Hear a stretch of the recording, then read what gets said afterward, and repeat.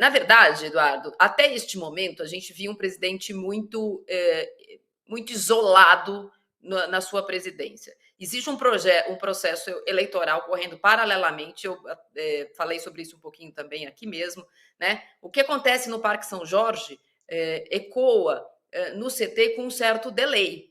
Né? Então, há algum tempo que esse processo eleitoral, que já é quente no Parque São Jorge, começou a respingar no CT. O primeiro efeito desse, por exemplo, é a saída do Roberto de Andrade em março. Desde 2007, o Corinthians reelege, não reelege ninguém, mas elege o candidato da situação.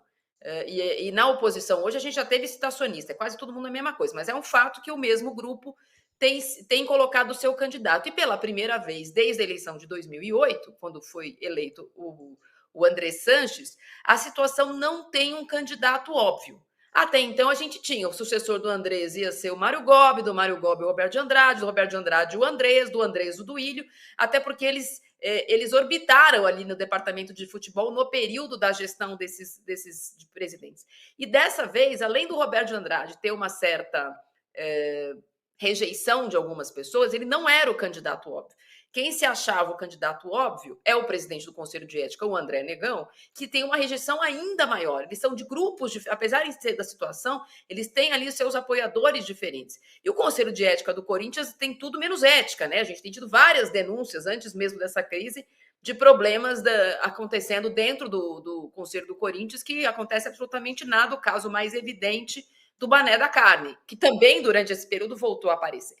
Então, sem um candidato óbvio, começava a se fortalecer a presença do Roberto de Andrade. E a Gaviões tem representantes ou no grupo de oposição, que agora ela tem um grupo próprio, mas também no Renovação e Transparência. Então, quando pediu a cabeça do Roberto de Andrade, até por uma questão política, ele caiu. Até para também o Duílio não fortalecer ninguém do grupo, não ficar mal com ninguém do grupo durante esses últimos meses do seu mandato. Só que isso deixou ele ainda mais isolado, porque, como em todos os grupos, todos os clubes, ou a maioria deles, trata-se de um regime presidencialista. Se você não tem nem seu par na vice-presidência de futebol, que é talvez a mais estrelada delas, ou a mais midiática delas, você está sozinho. No momento de crise, some todo mundo. Pré-eleição, ninguém quer se colar numa situação como essa. E alguns caciques importantes corintianos estavam afastados do dia a dia do clube, mesmo do conselho.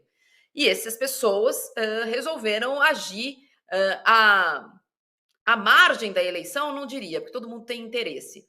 Mas, independentemente do que está acontecendo no Parque São Jorge, no Senadinho, nas reuniões do Conselho e nos grupos para eleger, agora em agosto saem os candidatos.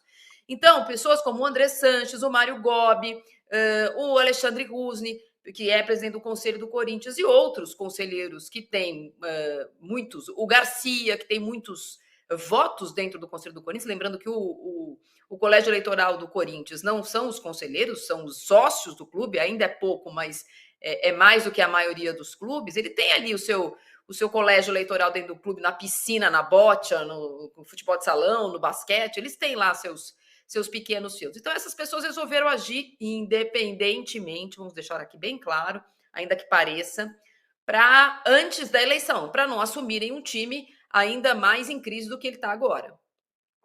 Entendi. Então, quer dizer, tem uma movimentação política, porque aí, o Danilo, você que Só uma coisinha, fala, Marco o Antônio, que eu diga lá. ouço também, que eu ouço no bastidor de Corinthians, que há uma forte suspeita da incapacidade do presidente Duílio Monteiro Alves.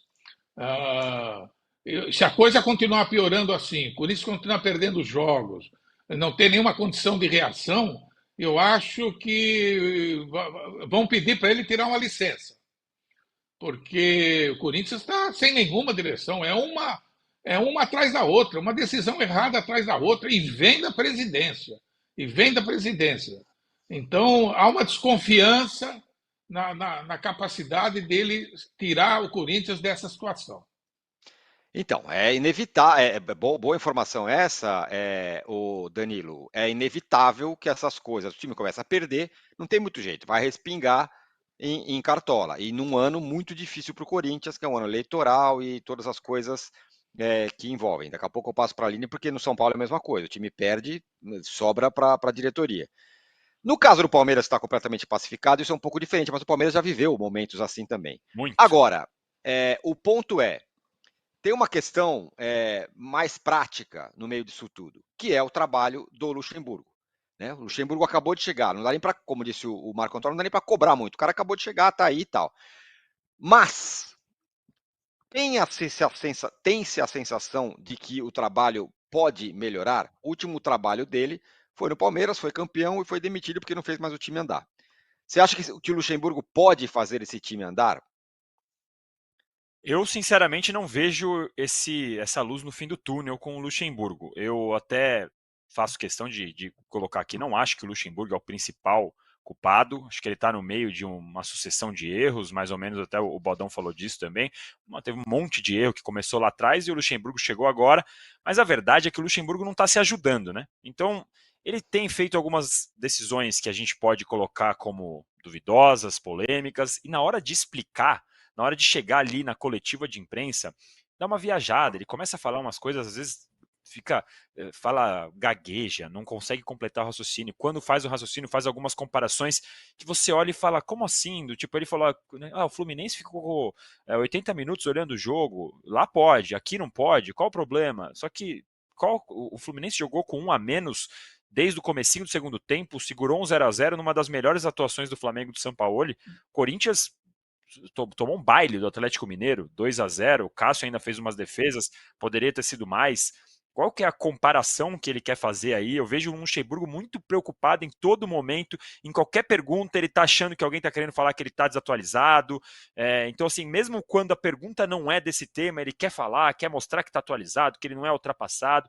E no meio disso tudo, jogo atrás de jogo, se eu não me engano foram 5 jogos em 15 dias, ou seja, ele não consegue treinar, não tem tempo de descansar, precisa fazer as trocas, as observações dele dentro do jogo, o Corinthians não consegue reagir, para piorar, uma sequência muito difícil com o Atlético Mineiro, aí tem Flamengo, tem Fluminense, Argentinos Júniors, enfim, uma sequência que até o América, que era o mais fraco aí dessa sequência, começou a reagir, ganhou do Internacional, então é uma situação muito complicada e eu não consigo ver o Luxemburgo dando jeito nesse time, especialmente a curto prazo, com poucos dias de treinamento e tudo mais.